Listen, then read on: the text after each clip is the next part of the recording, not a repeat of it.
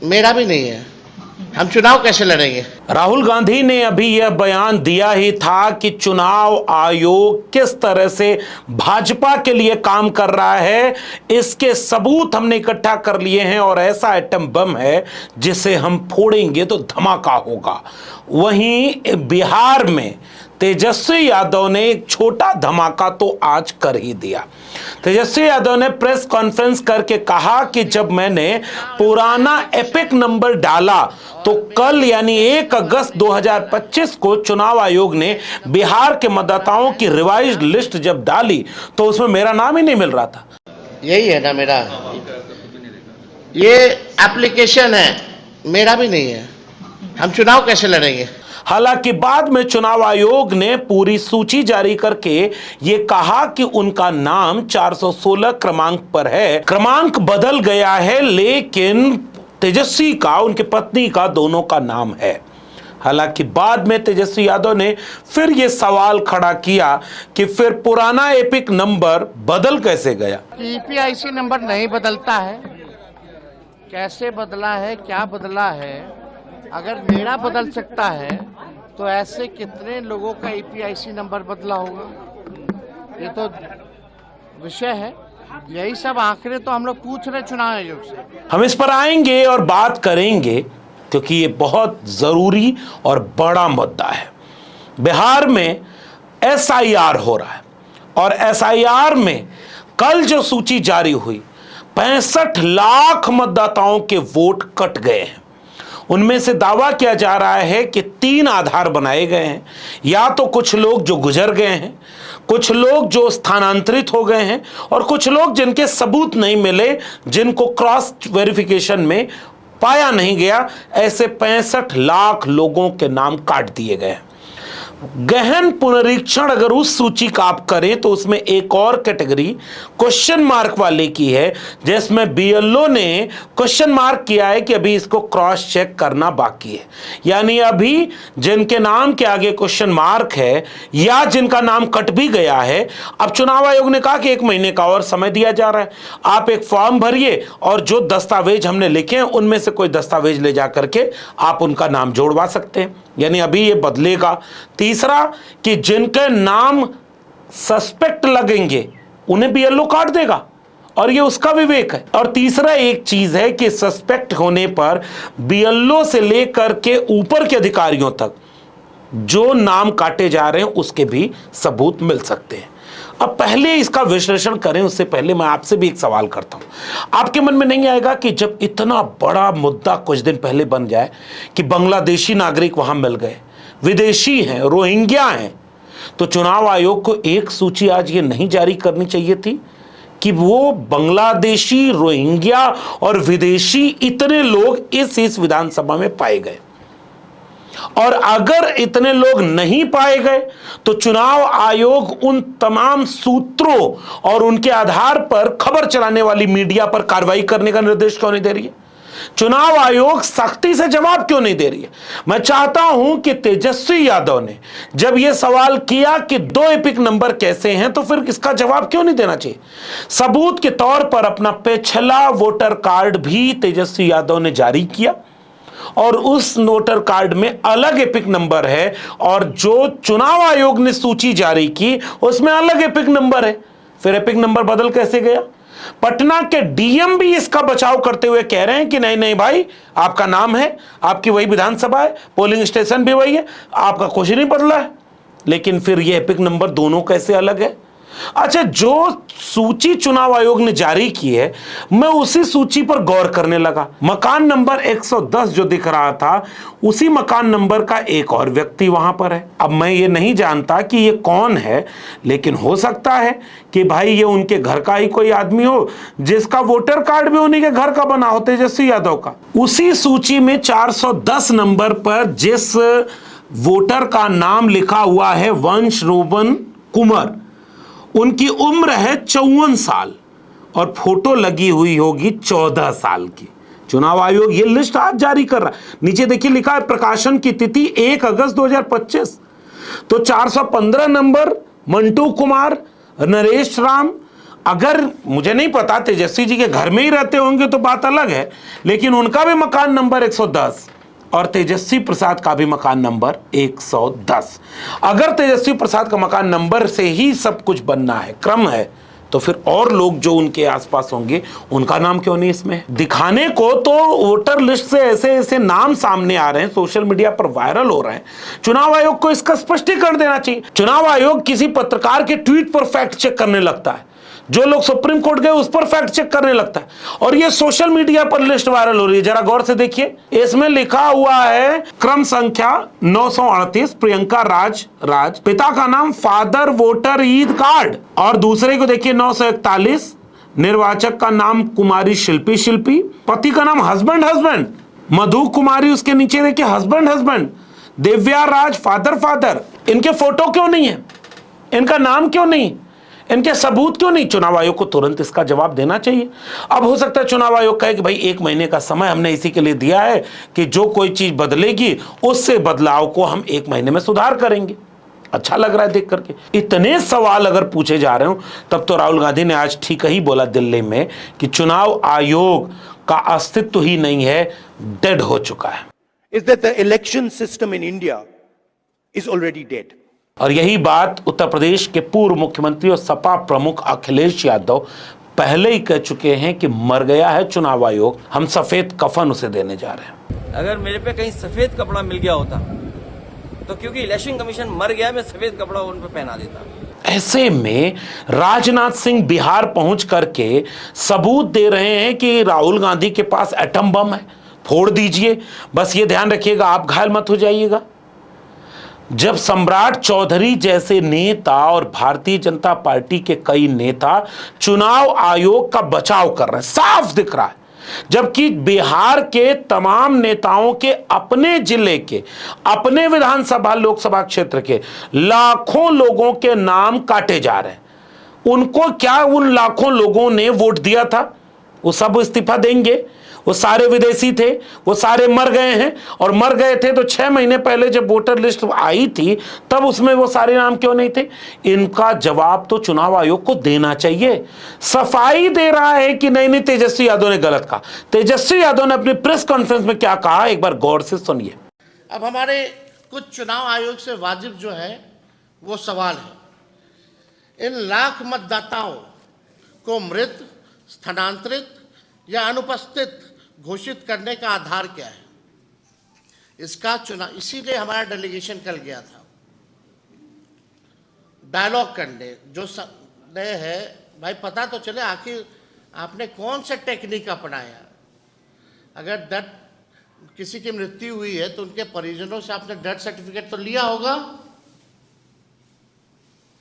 क्या तरीका है? तो कुछ नहीं, चुनाव आयोग चुप। अनट्रेसेबल कैसे पाए गए? चुप। रिपीटेड कैसे है? चुप। शिफ्टेड कैसे है? चुनाव आयोग चुप। जाइए जो करना कीजिए।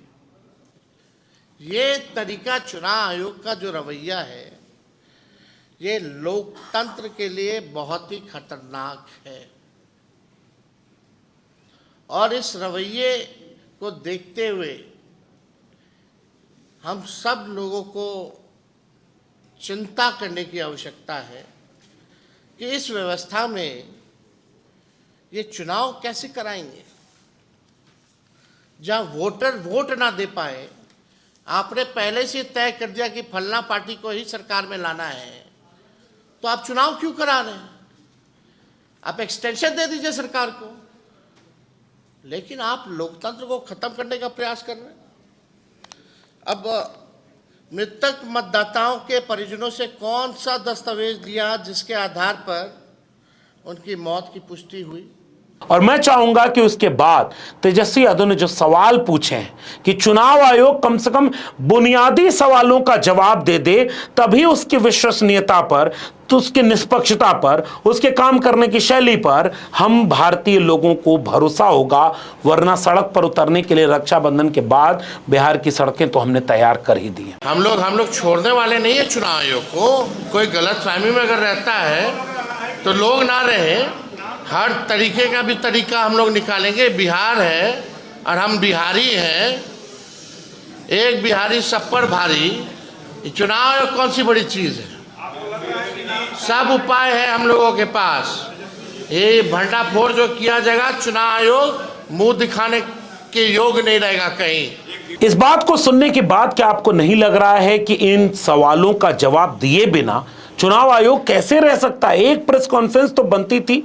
अगर 1 अगस्त 2025 को जब ये रिवाइज्ड लिस्ट जारी हो रही थी तो एक बार पीसी कर देते, पीसी करके देश को बता देते कि ये आधार हमने बनाया है, इस आधार पर हमने इतने आंकड़े जारी किए हैं, इतने ये हटाए गए हैं। इसका जवाब ये है, आगे हम इसको ऐसे करेंगे। क्या तेजस्वी यादव का सवाल गलत है? तेजस्वी यादव ने सोशल मीडिया पर लिखा भी कि स्पेशल इंटेंसिव रिवीजन SIR 2025 की प्रक्रिया में जानबूझकर धांधली की गई है। चुनाव आयोग अब अपने ही वादों से पलट रहा है। 65 लाख मतदाताओं के वोट काटने के बाद भी नई ड्राफ्ट सूची में अस्पष्टता है। निर्वाचन आयोग लगातार अपने निर्णय बदलने, पारदर्शिता से पीछे हटने और विपक्ष के सुझावों, शिकायतों, मांगों को अनदेखी करने के अर्ध कचरी लिस्ट जारी करना दुर्भाग्यपूर्ण है। तेजस्वी यादव ने ट्वीट करके साफ तौर पर कहा कि निर्वाचन आयोग तत्काल उन सभी मतदाताओं की सूची कारण सहित बूथवार उपलब्ध कराए जिनका नाम ड्राफ्ट मतदाता सूची में नहीं है। मृतक, शिफ्टेड, रिपीटेड और अनट्रेसेबल मतदाताओं की विधानसभा वार बूथवार श्रेणीबद्ध सूची सार्वजनिक की जाए। जब तक यह पारदर्शिता बहाल नहीं होती तब तक ड्राफ्ट मतदाता सूची पर आपत्ति दर्ज करने की अंतिम तिथि बढ़ाई जाए। चुनाव आयोग ने इसके लिए केवल 7 दिन का समय दिया है। हमारा विनम्र आग्रह है कि सर्वोच्च न्यायालय को इस विषय पर स्वतः संज्ञान लेकर निर्वाचन आयोग से विस्तृत स्पष्टीकरण लेना चाहिए। लोकतंत्र में हर मतदाता की उपस्थिति और अधिकार की गारंटी सर्वोपरि है। यदि मतदाता सूची से नाम हटाए जा रहे हैं और इसके पीछे का कारण छुपाया जा रहा है तो यह गंभीर लोकतांत्रिक संकट है और जनता के मताधिकार पर सीधा हमला है। SIR 2025 एक संविधान विरोधी प्रयोग बनता जा रहा है। यह न सिर्फ मतदाताओं को हतोत्साहित करता है बल्कि चुनाव की निष्पक्षता पर भी सवाल खड़ा करता है। राजद इस षड्यंत्र का सक्रिय विरोध करेगा और हर मंच पर जनता के लोकतांत्रिक अधिकारों की रक्षा करेगा। तेजस्वी यादव के इस ट्वीट को देखने और पढ़ने के बाद आपको एक बात तो समझ में आएगी कि अगर चुनाव आयोग की किसी प्रक्रिया का केवल विपक्ष विरोध कर रहा है, इसका मतलब चुनाव आयोग की प्रक्रिया सत्ता पक्ष के फेवर में जा रही है या अंदर खाने उन्हें इस बात का इशारा कर दिया गया है आपका इससे अहित नहीं होने वाला, आपके वोटर इससे कटेंगे नहीं। तो फिर इसका मतलब यह है कि बाकी जो वोटर काटे जा रहे हैं उनमें से अधिकांश वे वोटर हैं जो बीजेपी के खिलाफ वोट करते हैं। क्या ये कार्य कारण संबंध नहीं बनता? क्या इस पर चुनाव आयोग को सफाई नहीं देनी चाहिए? आखिर सम्राट चौधरी से लेकर के बीजेपी का हर नेता चुनाव आयोग की प्रक्रिया पर साथ दे रहा है। कैसे संभव है भाई? आपके यहां जो नाम काटे जा रहे हैं इसका मतलब अगर बीजेपी वालों के नाम काटे जाते, जिनका वोट लेकर के अभी कुछ दिन पहले आप सांसद बने, प्रधानमंत्री बने, मुख्यमंत्री बने, तो आप तो बोलते। इस सब से यह साफ इशारा समझ में आ रहा है कि यह प्रक्रिया बेहद दिक्कत तलब है। पिछले दिनों राज्यसभा में जब प्रोफेसर मनोज झा ने एक विशेष अपील करते हुए राज्यसभा में अपनी बात उठानी चाहिए कि SIR पर थोड़ी चर्चा हो जाए, देखिए किस तरह से राज्यसभा के उपसभापति हरिवंश बाबू भन्ना गए, झन्ना गए और कैसे प्रतिक्रिया देख रहे हैं।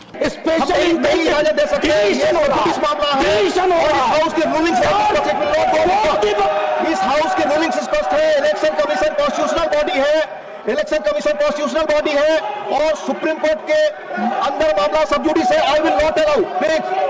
Doctor Ashok Kumar Mittal, it's your over. Sir मैं धन्यवाद देता हूं कि आपने। और वही सदन रोज विपक्ष कह रहा है SIR पर चर्चा करा लो, SIR पर चर्चा भी नहीं करने दे रही है बीजेपी। अब ऐसा क्या हो रहा है जिससे सरकार निश्चिंत है और पूरा का पूरा विपक्ष बेचैन है? यह है संविधान के ऊपर हमला। इसीलिए कई बार लगता है कि अगर राहुल गांधी और तेजस्वी यादव जिस तरह से अखिलेश यादव ने 18,000 सबूत दिए, 18,000 एफिडेविट के साथ यूपी से नाम काटे जाने के सबूत चुनाव आयोग को दिए गए, चुनाव आयोग उस पर भी कुंडली मारकर बैठ गया, तो तेजस्वी और राहुल गांधी भी दे देंगे तो क्या करोगे? किसी भाषण में मैंने ये बात कही कि समाजवादी पार्टी के जो वोटर्स थे उनके डिलीट कर दिए गए वोट, जिसका परिणाम ये हुआ कि हम चुनाव हार गए। इलेक्शन कमीशन ने मुझे नोटिस दिया और नोटिस में कहा कि किस आधार पर आप ये बात कह रहे हैं कि वोट डिलीट कर दिए गए और वो भी आपके यादव और मुस्लिम। तो मैंने अपने वर्कर्स से मिलकर के और पार्टी के लीडर से मिलकर के एक सूची तैयार की और जिन लोगों का वोट डिलीट कर दिया गया था, जिन्होंने वोट पहले डाला था, वोटर लिस्ट में नाम था, वाकायदा उनका एफिडेविट के साथ मैंने 18,000 ऐसे वोट जो समाजवादी पार्टी के वोटर थे, जिसमें कि यादव और मुस्लिम थे, उनको मैंने सूची इलेक्शन कमीशन को दी और इलेक्शन कमीशन ने किसी पे कार्रवाई एक भी नहीं की, आज तक नहीं की, अभी तक कार्रवाई नहीं की। अगर एक भी आरओ सस्पेंड हो जाए या एक भी अधिकारी के खिलाफ कार्रवाई हो जाती तो भविष्य में ये वोटर लिस्ट में जो जानबूझ करके वोट डिलीट किए जाते हैं वो नहीं को। इसका मतलब यह है कि ये केवल राजनीतिक लड़ाई नहीं बची, ये लड़ाई बाबा साहब के संवैधानिक हक और अधिकार पर है। और अगर चुनाव आयोग भाजपा के लिए काम कर रहा है, चुनाव आयोग निष्पक्ष बचा ही नहीं, चुनाव आयोग वोटिंग राइट को जैसे चाहे वैसे तोड़ मरोड़ सकता है, तो फिर चुनाव किस बात के लिए होगा?